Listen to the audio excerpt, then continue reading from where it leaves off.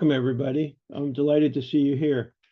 I won't introduce myself because I think you've probably already seen the little bio that came with the announcement. And in fact, let me go to my first slide. I won't actually talk through the abstract because you have that as well when I was talking about AI in education. So here's kind of the overview of things I want to talk about. Basically, that's about how many slides there are. So I want to start with what are some of the fears that people have about AI in education? And one of my themes is that AI isn't actually new, and the goal of using AI in education isn't actually very new. There's also been a long history of educational technology certainly in the U.S. and in other countries for a very long time. And I think we could learn a few things about how those things were introduced. I won't even attempt to mention the many, many examples, but just to tell a few stories, and hopefully that will be helpful as you think about your own school. Okay, so let's start with the fear of AI in learning. A lot of superintendents are hearing that they should be doing something about AI, maybe that they should have a policy about AI, wondering if it's going to result in all sorts of bad things happening. So here are some of the most common things I hear. Okay, I don't want AI on my school campus because students will be cheating instead of learning. I'm worried that AI makes teachers feel foolish in front of students. And that includes the fact that they may not know as much about how to use AI as the students, but also that it may answer questions the teacher might not know the answer to. I'm worried that AI could make computer science obsolete. Maybe we don't need to teach people how to code because AI is going to do all the coding. I want to address some of these as we go through the talk, but these are the things that I hear people saying. Large language models can't explain their reasoning. No, it's evolving and it probably will get better, but it's certainly been a concern. You can get an answer from it, but it doesn't tell you the sort of reasoning that it went through to get there. And they are getting a little better at this. But certainly in the beginning of the LLMs, was like, yeah, but we can't even tell you like which artificial neuron is firing or whatever. So that's a concern.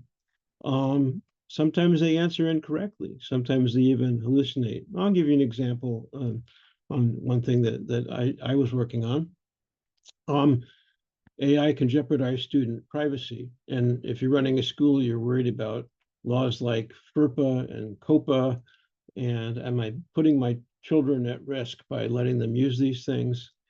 The other thing is that because the hackers are using AI too, AI is probably increasing cybersecurity risks. In fact, ransomware attacks on schools, which are considered a soft target, have been increasing. So there may be something to that concern. Certainly, it's been well reported that AI can exhibit what's called algorithmic bias, which may mean that there's unfairness in access, unfairness in opportunity, that if, for example, the AI has any kind of model of the student and it has a wrong model, it creates expectations that may be unfair to the student in terms of their performance. And we've seen studies, even without AI, where teacher expectations change the results for students, and that can be a problem. It probably will cause significantly job losses. That's really true. And right now, I'm teaching computer science to graduate students, and at least in the current economy, they're finding it harder to find jobs. So there's a worry there that may be legitimate.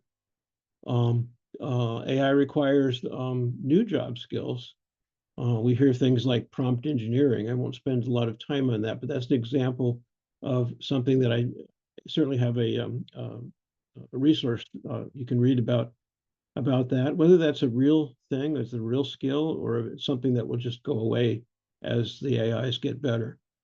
And then there's this deeper thing, and this is when I talk to people who aren't as much in the technology fields, but the idea that humans may actually lose a purpose because the machines are better at everything, not have a sense of purpose, is kind of as profound as when we decided that the Earth was no longer the center of the universe. the Copernican revolution. And so how should students growing up feel and think about that? And what about those of us who are getting to the age where learning something new is getting harder? Okay. Well, we've heard some of this stuff before. I mean, I'm old enough to remember when students cheated with encyclopedias, with Cliff's notes. Um, I remember four-function calculators being banned when I worked at Texas Instruments. And we were trying to sell calculators to schools, and schools were banning them because students would cheat and not actually learn to do arithmetic. Now, there's some evidence that students who use calculators actually do better than students who don't, or at least in those days that was shown. And what's happened is, in fact, graphing calculators even are now required. And again, studies show that they're helpful. Most high schools require them for some of the math courses.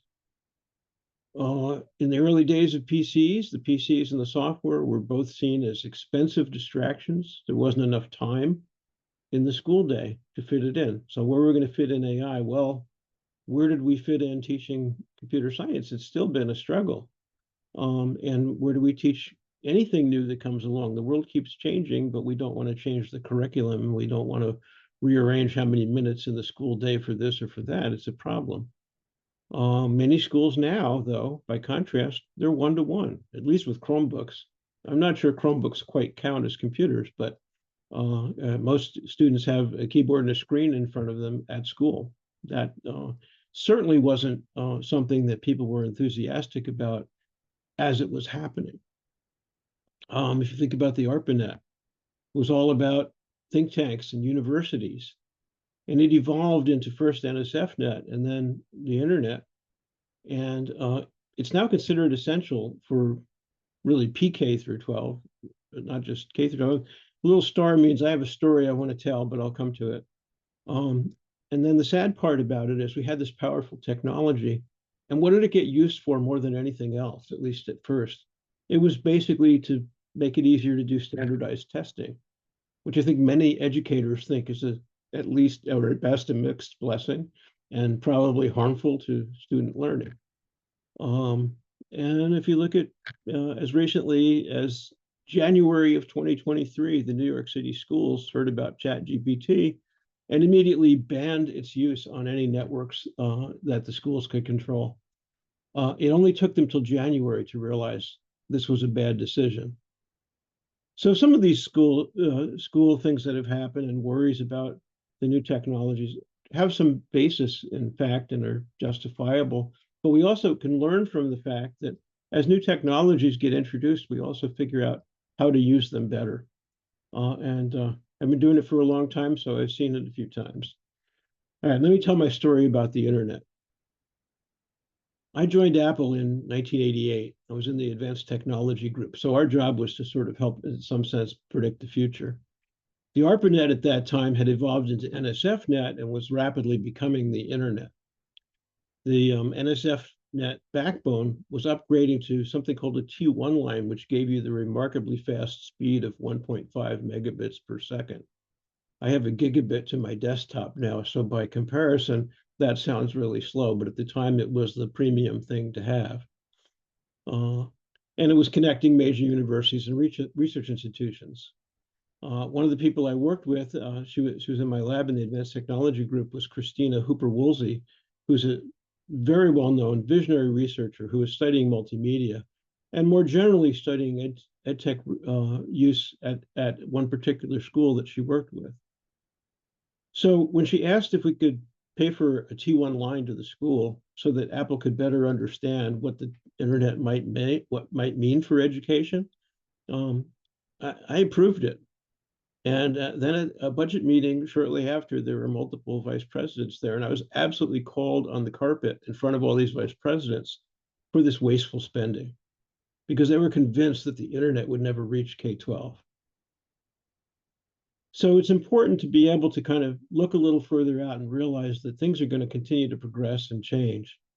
And the other thing to remember is, and in a lot of places this is true, but especially when forecasting, we need to remain humble.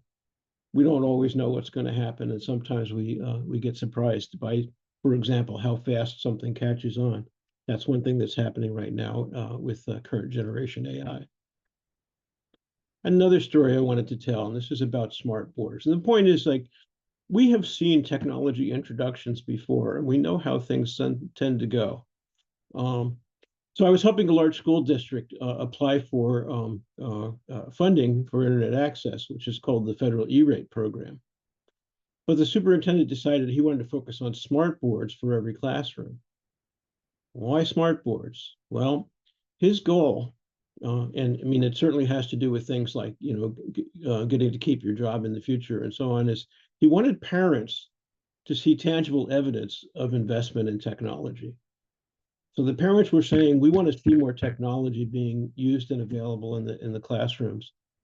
So putting the internet in would mean there'd be some wires in the walls that the parents wouldn't actually see. But putting in the smart boards, they would all see it and they would think, oh, wow, we're a high-tech school. They cost about $5,000 a device then. They cost about $3,000 now. Okay. But the vendor wined and dined the administrators, and maybe even to the point of it being a little bit corrupt. But they claimed that the smart boards would be the future of EdTech, and it would change the classroom entirely. So they went ahead with it. Of course, there was no funding reserved for professional development for the teachers. And there was no funding also for upgrading the local area network, even though many of the rooms that had smart boards going in had zero internet access. So the teachers just viewed the overhead projectors viewed the smart boards as overhead projector upgrades. They didn't think about how to use them in a more student-centered way. So they used it in the usual traditional sage on the stage rather than the guide on the side sort of model that many of us believe is a better way to teach. Didn't take that long, but they soon got replaced by inexpensive flat screen TVs that cost like 1/10 the amount of money, right? And of course those were also used in the sort of sage on the stage model of instruction. There's a wonderful article by Gary Steger, and the URL is there if you want to follow it when you get a copy of the slides. Talks about how flawed this educational model is, and why the smart boards were such a bad investment. My reason for agreeing with him is partly based on what he's saying, and partly because I saw schools making this design choice and making the wrong choice, going for the smart boards rather than the internet. And that was a bad outcome. Okay, I want to address the fact that AI was not invented in 2022. Most people think, oh, ChatGPT came out and the world changed. And before that, we didn't have AI, and now we do.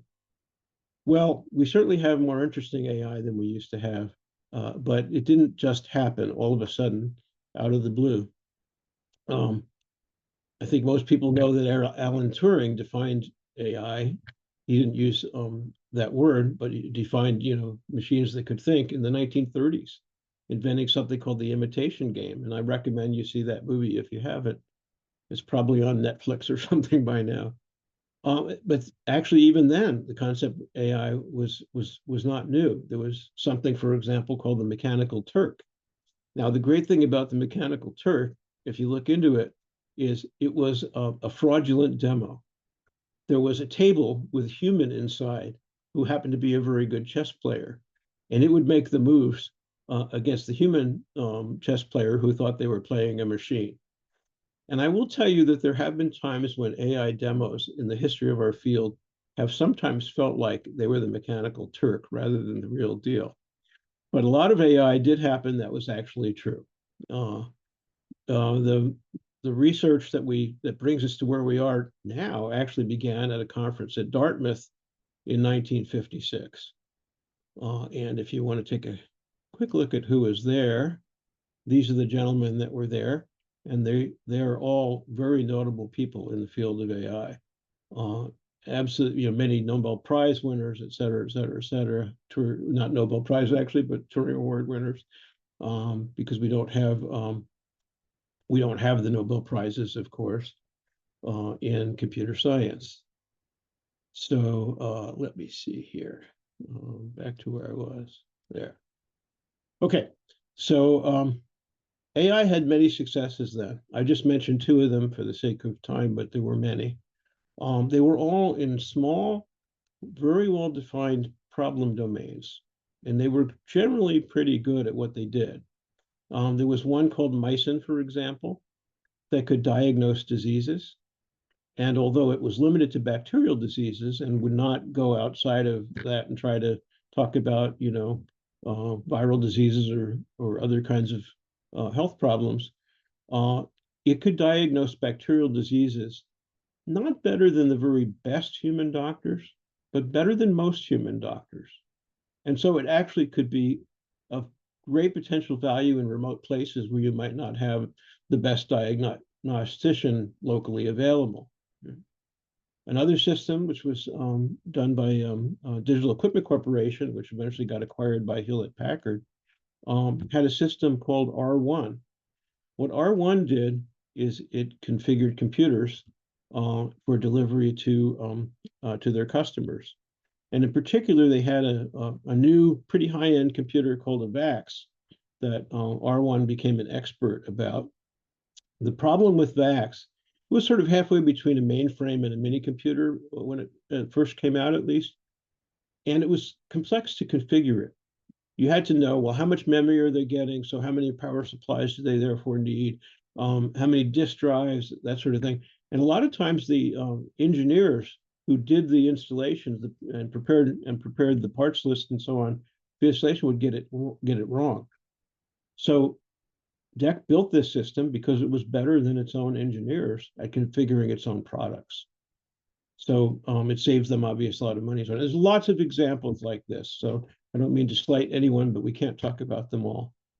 Back in 1980, when Papert wrote a book called Mindstorms, which everyone hopefully has read, or if not, will read soon, one of the things he talked about was that the roots of this language that he was inventing called Logo, and I had a little bit of involvement in that in the later parts of the design of it. It was based on two things. One was the writings of Jean Piaget, who's a child psychologist who was studying development and how children learn, and the other was AI. And of course, at that point, it meant the AI of that era, the 1980s and so on. So I mean, from the minute that the Lisp language was being designed by John McCarthy, Papert was trying to figure out how to get AI capabilities into children's hands in the classroom. That's what Logo was originally really mainly about, although it became very good at things like drawing amazing pictures and learning computer science more generally. Its uses were things like controlling robotic turtles. So down here you can see Seymour with what was called a floor turtle, and that's something that's very, very inspiring and motivating for children to be able to write a piece of software themselves that can actually make that thing do what they want, draw pictures on a piece of paper on the floor and so on. Also, poetry generation. The poetry generation isn't up to what we can do with natural language nowadays, but it was enough to help children, for example, understand why we have nouns versus verbs, because they could make better sentences if they realized that and took it into account when they were generating somewhat random poetry. There was more recently a makerspace application that people are very excited about called Turtle Stitch. And I'm going to hold this up to the camera if I can do that. I don't know if you can see it that well, but it is something made by a programmable stitching machine in a few lines of code that a child can easily do. So there were attempts to bring some of these ideas into the classroom, certainly as early as 1980 and a little bit earlier. Now, today, we usually go to Scratch, or if you want more advanced functionality, you go to Berkeley's Snap, both of which are graphical versions of the big ideas that were in Logo originally. So it's still there, and it's still part of how we teach computer science. And guess what? Nowadays, features for accessing large language models and doing other sorts of modern AI are being added to these programs. You want to take a look and see what's there because it's surprisingly capable. Okay. Also, the idea of using an AI as a tutor is not new. In fact, the first time that one was built that actually tried to use AI was Jaime Carbonell at Bolt, Burnett, and Newman in 1970. Well, I came a little bit later than that, and I started working at BBN in 1972. Got to work with Alan Collins and a few other people. And one of the things we worked on was making it possible for Scholar to not just do strictly deductive reasoning, but in fact to do plausible reasoning. This was around 1975, this was published. So reasoning that a human tutor or a human coach would probably do. And in fact, how did we figure that out? Well, by collecting transcripts of them thinking out loud while they were doing it, right? And then trying to act more like a human tutor would actually be able to do. And then there were a number of commercial success examples. One of them is by Anderson at Carnegie Mellon University. They spun out a company called Carnegie Cognitive Tutors. That was in 1976. And they have a lot of data published to show that students could learn things like algebra and so on more efficiently using the tutor. Their example, and this is a number that has stuck with us for a long time, is good human tutors working one-on-one, so individualized tutoring, can produce a 2 sigma improvement. In other words, 2 standard deviations above the mean improvement over students in a classroom with 25 students or something like that, trying to learn from a single teacher. And so if only we had enough teachers where every student could have an individual human teacher, that might be the dream, but maybe if the computer could do some of it, that was the idea. Okay. In Scholar, there was an emphasis on it being mixed initiative. It wasn't one of these systems that asks you a question and then tells you if you got it right or wrong. It could ask you questions, but it would also let you ask questions, and it was in natural language. It couldn't do everything in natural language, but it was actually quite reasonable conversation. And the idea was to mimic a Socratic dialogue. The idea of Socrates was that the student actually, in some sense, has the knowledge in their mind, and we have to help them find it. It was one way of describing how a Socratic tutor thinks about things. So we worked on a couple of different kinds of plausible reasoning. The one that I actually touched code for was called the lack of knowledge inference. So we were teaching the geography of South America.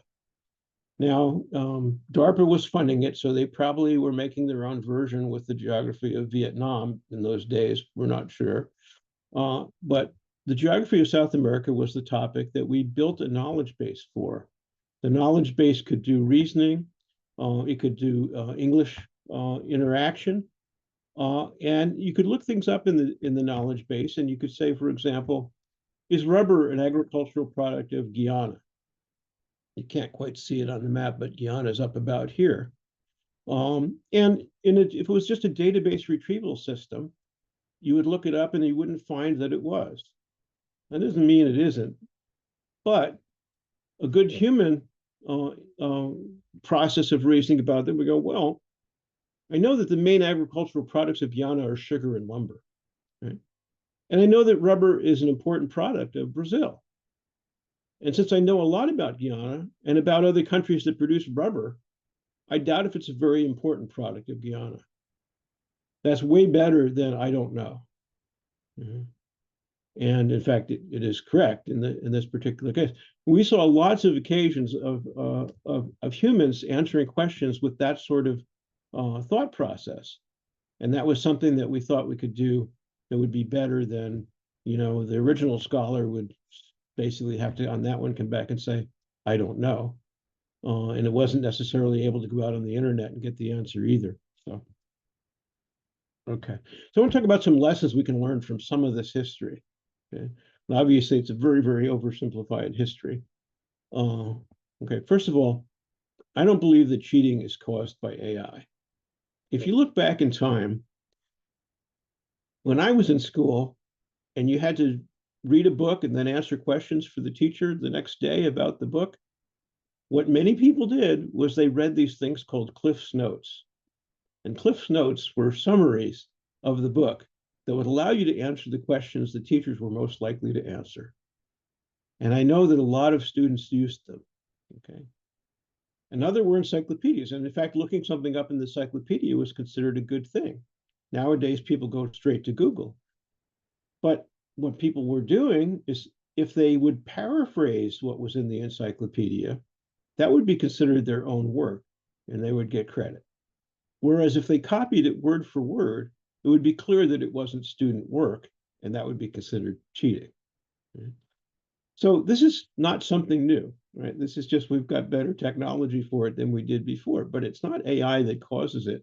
It's sort of human nature, and I think to a large extent the nature of schooling, at least how it's currently conceived.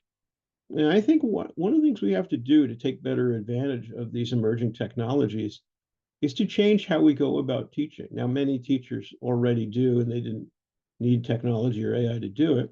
But to make it more compelling for the student, more engaging.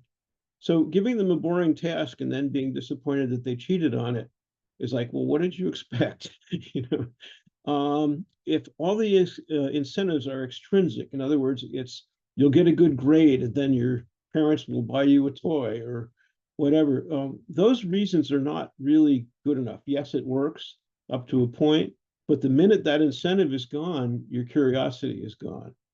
The other thing is there's social factors. What students want to do is spend time interacting with their friends.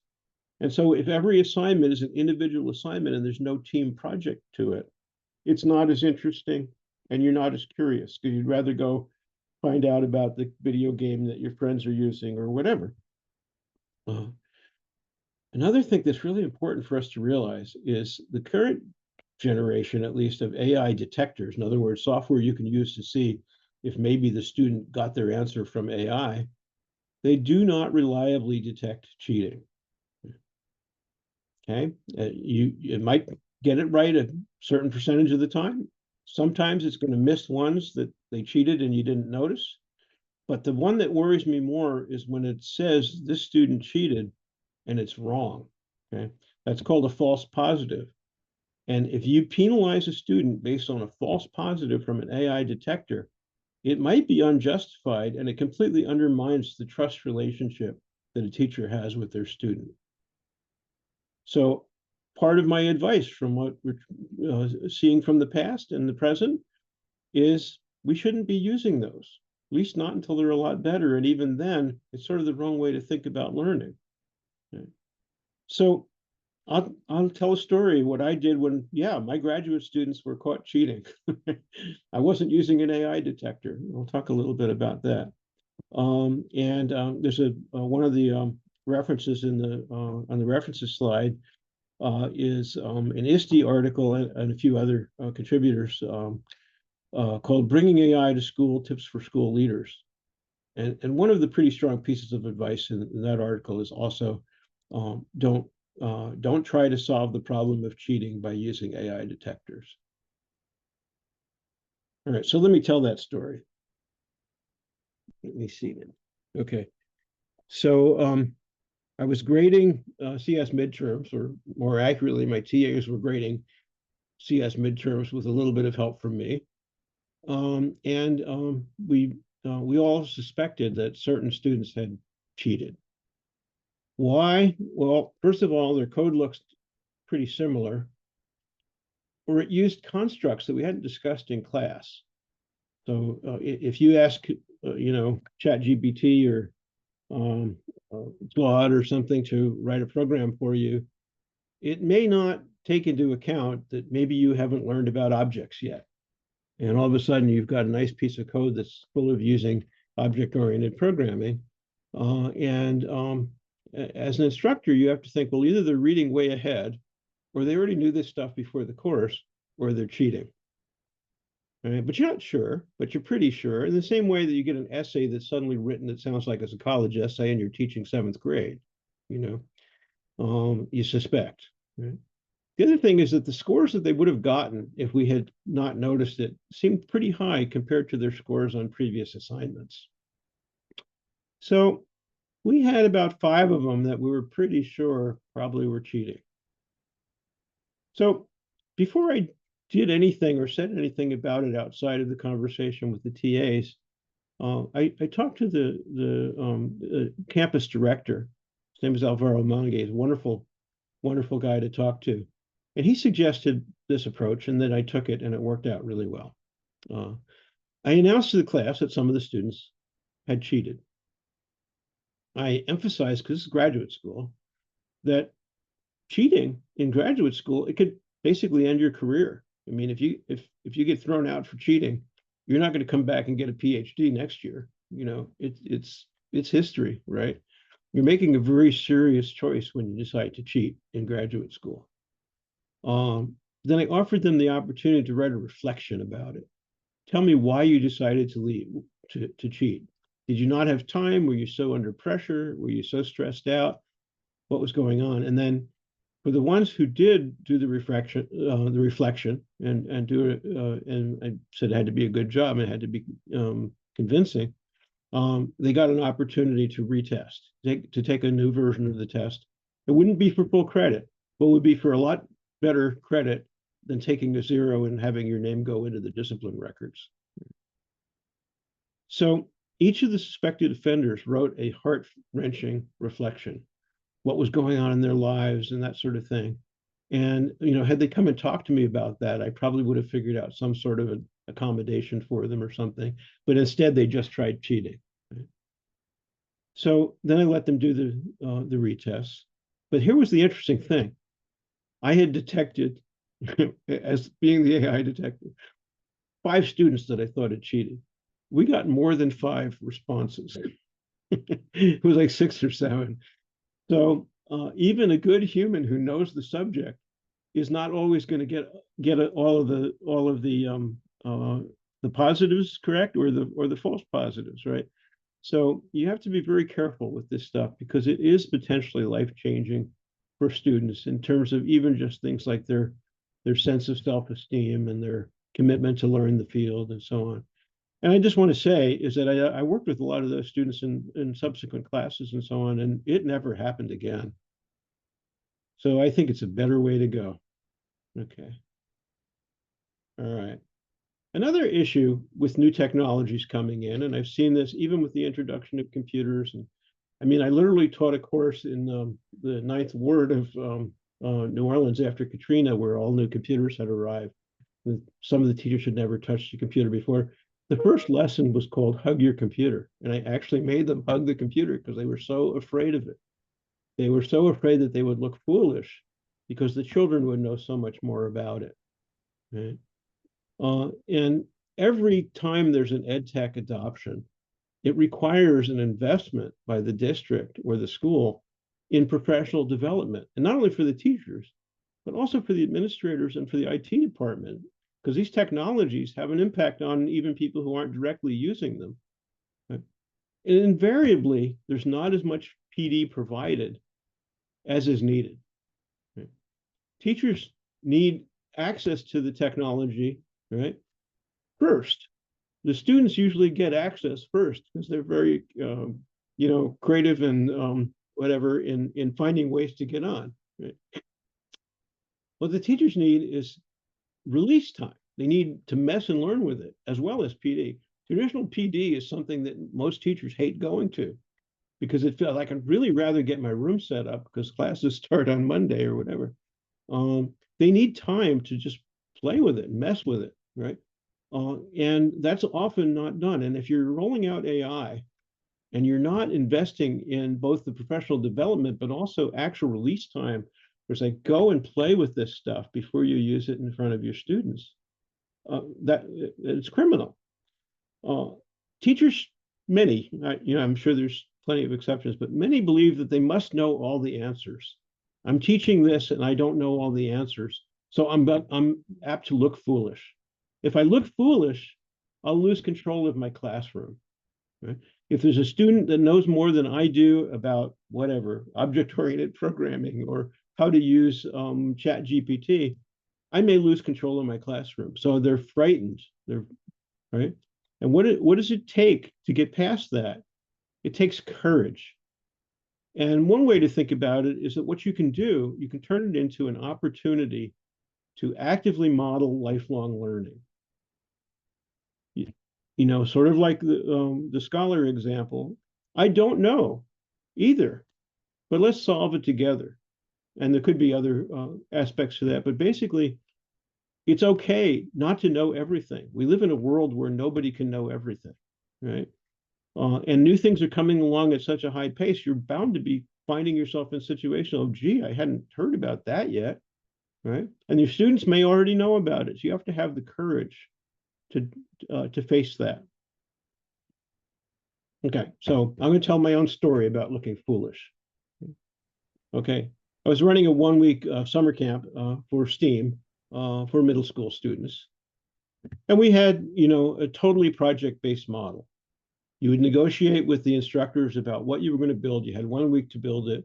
There was a set of materials you could work with, a set of hardware, a variety of software. The makerspace had 3D printers, we had microbits, we had Arduinos, we had power tools, and of course we had lots of computers, right? So you could make a lot of different things, and our requirements were, you know, you can't make something that couldn't be made out of the stuff that's here. You have to make something that's, you know, school appropriate and so on. So, but there was a lot of flexibility and openness to the assignment. So I had one student who was a scholarship student. He was clearly anxious. I mean, I think he, you know, he probably felt, you know, that he was not mainstream for the audience of students we had, because many students had paid to be there. He was there on a scholarship. But his teacher had recommended, it's like, this student is very bright and needs reassurance and encouragement and opportunity. He struggled to find an idea. I mean, we were a couple days into it before he had any idea. And then he came to us very excited. Said, I'm going to make a hovercraft. And I mean, I want to make a hovercraft of my own design. I'm not asking you to buy me a kit that I then assemble by following the steps. I want to design and build a hovercraft. He didn't mean like one that you could sit in or something. He just meant something this big on the ground, like the picture here, right? So at first, you know, the instructors were listening to this, were kind of exchanging glances with each other. It's like, we didn't know how to build it. We had no idea how hard it would be, or what would be possible or wouldn't be in a week with the tools we had, right? We were very unsure if it was feasible. We were worried about failing. We were sure that if we let him go ahead, there was a high probability of looking pretty foolish and probably hurting this child in terms of their future expectations and so on. That level of ambition was very, very high. He was even specifying things he wanted, like remote control software. So what we did is we helped him work on revising the goal to say, well, okay, what is the minimum viable project, right? And maybe we don't have to have the remote control, because if you understand how to do the basic thing, you could add that later. Maybe it doesn't have to really fly very far. Maybe it just has to be able to lift off of the desk long enough to be able to slide a sheet of paper underneath it and not cause it to crash. So you can slide the piece of paper and then eventually it would land, right? And even with that, and he was okay with that, and he was part of that decision of how to do that. We still were worried that this could still result in a traumatic failure, because we didn't know for sure how to build it well enough that it would have enough lift to overcome the weight of the thing itself. But we mustered the courage, and I mean, it took courage to let him proceed, and we learned with him. He kept a notebook, and on his own, he started an engineering notebook, you know, maybe like this one, if you can see it. This is the Infosys example, but it was something like that. And he kept notes on his design and the changes he made to the design, how much every part weighed, how much power he could get from a battery and how much that part weighed, right? And he put a lot of heart and thought into it. Okay. It got to be noon on Friday, and we were planning a gallery walk by the parents at 3 o'clock, after which they pick up their kids and it's over, right? He managed to get it barely working on time, basically by skipping lunch on Friday. And it passed his test. It was able to pass a sheet of paper underneath without coming down from floating, right? his parents weren't even there. I think they might have come later, but my wife was there, and she always came to make sure that no student didn't get someone come around and visit them. And so she came to admire his work. And what he said, it still brings tears to my eyes. He told her, "This is the only good thing I have ever done in my life." So that's what we got for the courage. Okay. Um, so one of the questions we hear is, does AI make computer science education obsolete? So future careers might not require as much human coding because, after all, the AIs are not too bad at coding at this point, at least entry-level coding, and they're getting better. Well, one thing is that we need humans to be able to read and critique the code, if only for safety and security. Okay? And by the way, the code that gets written is not necessarily the greatest code in the world, and it tends to have bugs and so on. But large language models can still make colossal errors. I'll show you an example as we go on, time permitting. How are we doing here? Okay, I better hurry a little bit. Got about 15 minutes, Mark. Real quick, we Thank did you. have one question. Did you want to Oh, answer great. now? Yeah, Or, perfect. oh, great. So, Jennifer Walks asked, how do you convince admin that teachers need to play with AI? All PDs this year are solely AI, and we have teachers who are well versed and comfortable, and those who are anti-AI. Yes. Well, that's something I think we've all struggled with our entire careers, and I don't have a perfect answer for you, but you do need to work on them. Okay. So anyway, just to finish the thought here. So K-12 computer science education should not be about creating coders for industry. I think a lot of the early investment was kind of software companies figuring they're going to need coders. And so let's try to get the schools to build coders, right? AI is much, or computer science and AI are, first of all, computer science includes AI as part of itself, right? So if we're teaching AI, we are teaching some computer science, but also there are skills that are even more fundamental that are not limited to coding. Problem solving skills, computational thinking. And I made a list here, which I won't walk through, but I hope you'll look at the slide. Procedural representation of knowledge, divide and conquer. Polya has one called taking the problem as solved and reasoning forward. And you can go on. And those are things that you can learn in computer science probably more easily than any other field. And that's what we should be emphasizing. So we need to change what we teach and how we teach it, but we got to keep teaching computer science. Okay. CS changes your perspective in every field. And I've got examples like, when a computer scientist looks at biology, what they say is, oh, so DNA has these four symbols. That's got to be the code to build an organism. Yeah. The first proof of the four-color problem in mathematics was done by a computer program.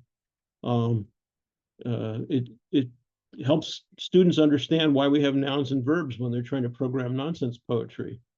And when you realize that everything, I mean, in some sense, it starts to sink in. Music, you look at music, it's like, oh, I can put it all down as ones and zeros. I can put everything down as ones and zeros. It's profound. It's kind of a life-changing realization. So let me go a little faster. I want to say something's been lost from the early AI. And not everyone will agree with me on this, but originally AI had two goals. One was making smarter computers, and we're actually getting pretty good at that.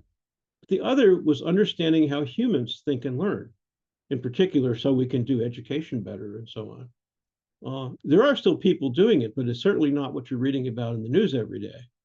Okay. The early expert systems, that was the approach used in the early systems. How were they created? Well, we would get novices and experts to try to solve a problem and think aloud as they were doing it. Okay. And then we would represent what we heard in terms of rules. If this is true, do this. If that is true, do that. And oh, by the way, the order can matter and so on. Turns out humans really have two systems, and they, yes, of course, must work together somehow. But one is sequential thought, is conscious thought, and you can only do one thing at a time, right? It's a sequence of steps. The other is parallel processing, or unconscious. A great example to see the difference is called the tip of the tongue phenomenon. if you're giving a presentation and all of a sudden you can't think of the word you want to use or the name of the person you want to mention, oh yeah, it was what was his name? And you're doing that. That's the tip of the tongue phenomenon. Okay, you can think about it all day in sequential thought. It won't come to you. But as soon as you just go on and do something else, 5 minutes, 10 minutes, 15 minutes, or an hour later, the word will suddenly pop into your head. Right? That's because it's a different system that's doing it. It's unconscious parallel processing. So the early AI was more about the first. Right? So students could learn about thinking and think about learning because it was good at reasoning, but it wasn't good at perception. It was much harder to do scene recognition in the old days than it was to say solve bacterial diagnosis. Right? The LLMs are good at perception. They're really good at scene recognition and so on, but they're not so good at explaining their reasoning. So I think we've left part of what was good about early AI behind, and I'm not sure how it will come back or whether the LLMs will eventually be able to do it all better. But what we are missing either way is understanding how humans think and learn. So computer science and cognitive science intersect at AI. And I hope we keep the second one alive in our students. Okay, so AI limitations, and I do have to hurry. Um, what you see here, a picture of, is called a Newton's cradle. And as an example, I decided to play with the Newton's cradle in the following context. Okay, that's my grandson. He was, this was just recently, but when he was 5, he visited us and we went to the Hiller Aviation Museum. And one of the things we saw was a Newton's cradle. He became fascinated with it. He would play with it. He would say, what if I drop one ball? What if I drop 3 balls? Et cetera, et cetera. And really, really wanted to understand how it worked in a deep way. So I bought him one. So recently I said, well, what can I get out of Claude from this? Right? So will it be able to explain the physics? Will it be able to generate code to simulate it? So let me first show you what it said for the explanation. This is the device, by the way. Right. Okay. So let me just open up really quickly. Let's see.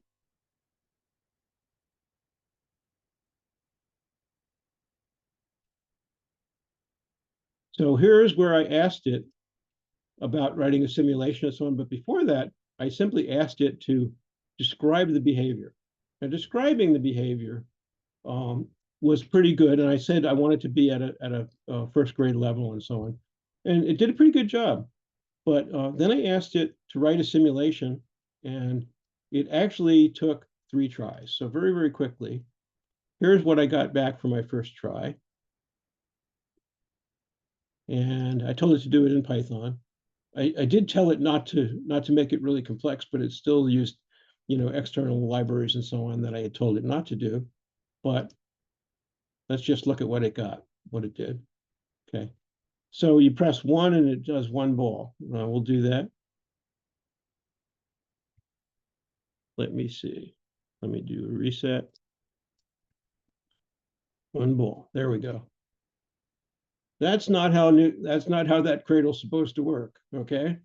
All right. So I complained to it and it said, oh, yes, you're right. The physics is wrong. The math is wrong. Let me try again. And so here was the second try. As you can see, it creates a nice Python file and it's actually properly formatted and all that. But here is the second try.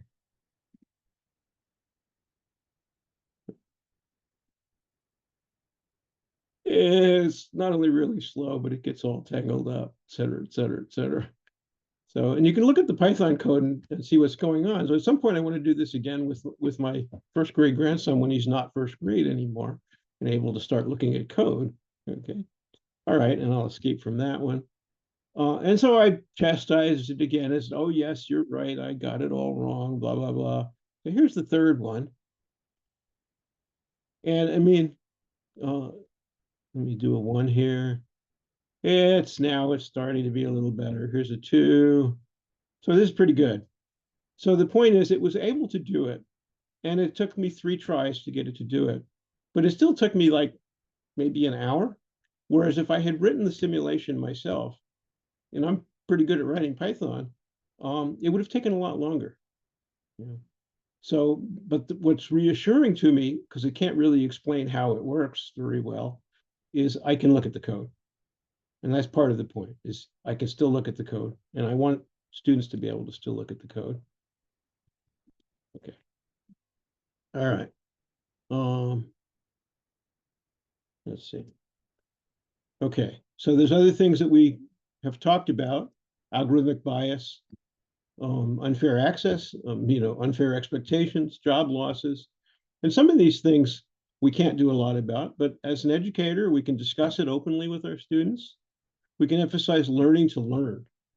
I think that the concern about job skills being lost and new job skills being needed, uh, it's because we have to do learning to learn and not just learning to code or learning to do, arithmetic or whatever we're doing. If you learn to learn, then you can deal with the incredible changes that are going to happen in these children's lifetime. Right? We have to actively welcome all students to STEAM, CS, AI events, including the scholarship students. We have to make it for everybody. That's really important. Okay, let me see here. Okay. Unfortunately, I'm having trouble seeing there. Okay. Okay, I want to talk about policy adoption pretty quickly. A lot of schools are like, okay, we can't do AI because we don't have a policy yet. We've got to immediately adopt a policy. Well, what happens when you do that? Well, look at what happened with New York. Within 3 months of adopting a policy, they were embarrassed and they had to basically reverse it. Okay. Policies create new burdens for overstretched IT staff. The students find workarounds anyway, but the teachers don't. The wealthier students, basically what it comes down to is we look at what happened during Prohibition. The scofflaws became heroes, right? So what we need to do is basically plan a little, do a little, right? And one of my favorite phrases from Alan Kay is the best way to predict the future is to invent it. So we need to be trying it, but we need to be trying it in a systematic and thoughtful way.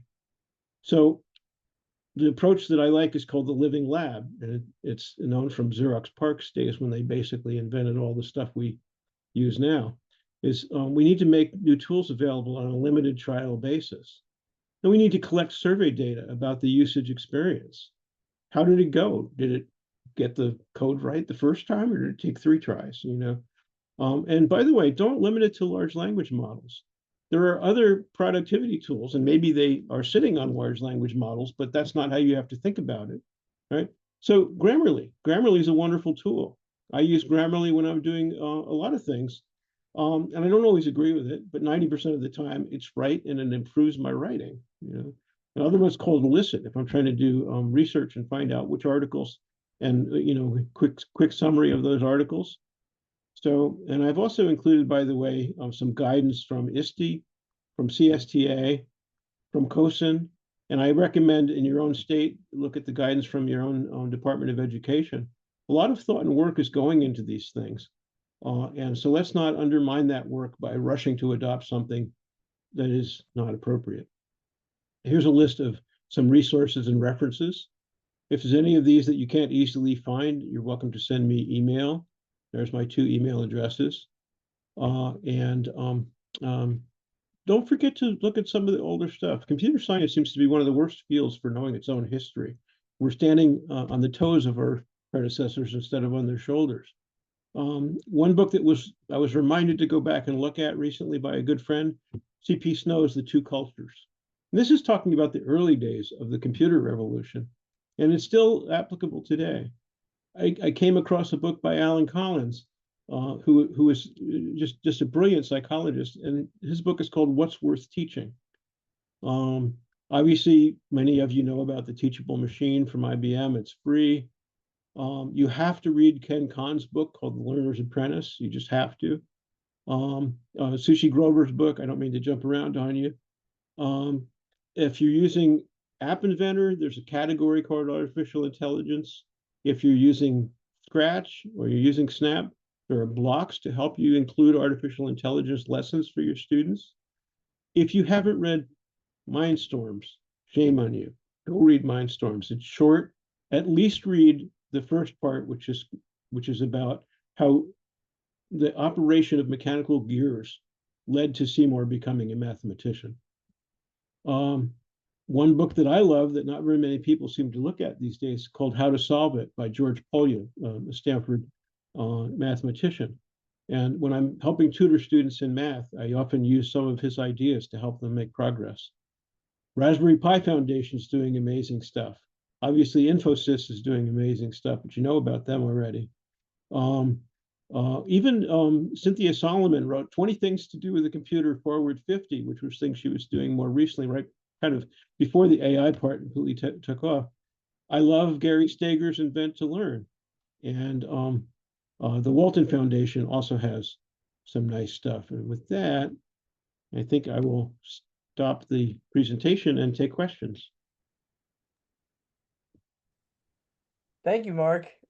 We have one question earlier that did get a bit of a response from another teacher, but I think you could have some great insight. On that same playing with new technologies, someone asked advice for teachers on how to play with these new technologies and advice for how to get value from explorations, regardless of what you tangibly get out of it.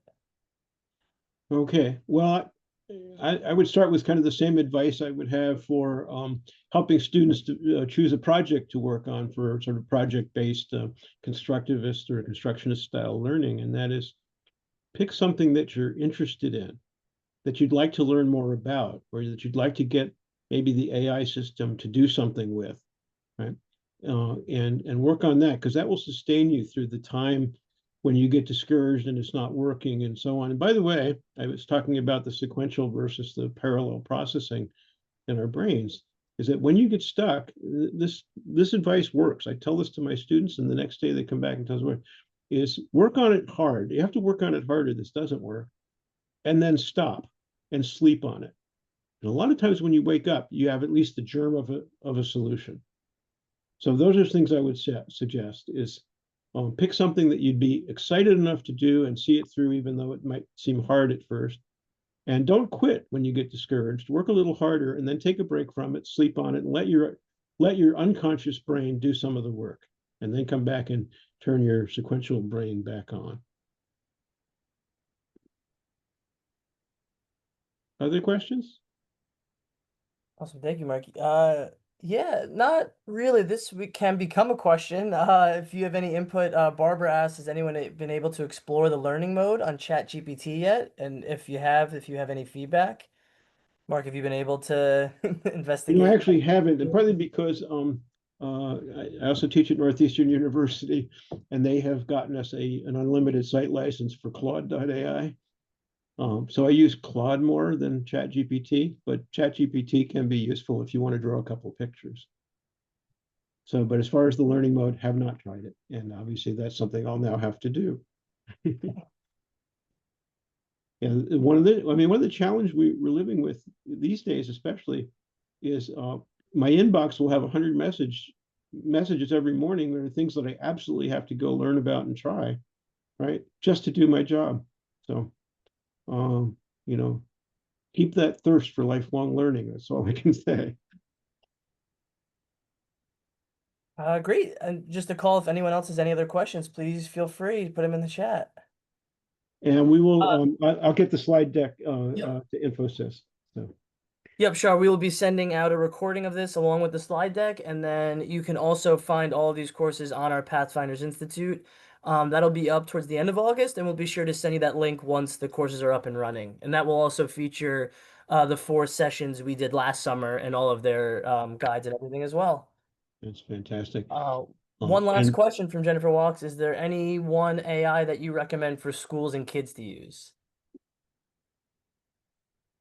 well, I think it's partly about the age group, the complexity of the problems, and the cost. Uh, uh, I would certainly be looking to see which ones have better guardrails.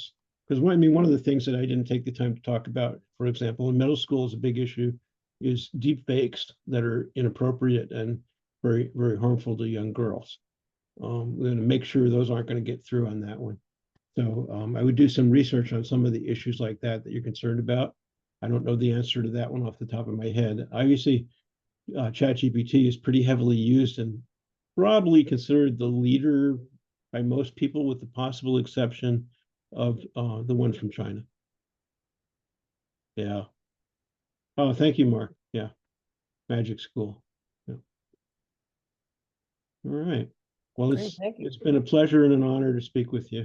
Oh, Thank we you. have one more, Mark. We got one Oh, more. absolutely. Oh, wait, just reading the happy to announce the winner of our raffle. So just a random name generator out of the 50 in attendance. Congratulations to Maria Philippi. You have won an Infosys Foundation USA branded tumbler, and I will reach out via email to grab your address and we can send it right out to you. So congratulations and thank you all for joining us this summer. Especially this session, we really appreciate it. And as I said before, we will make sure to send out the link and the recording and all the slides to everyone for joining. Okay. Well, thank you again. Great. Have a great rest of your night, and hopefully we'll see everyone soon. Bye-bye.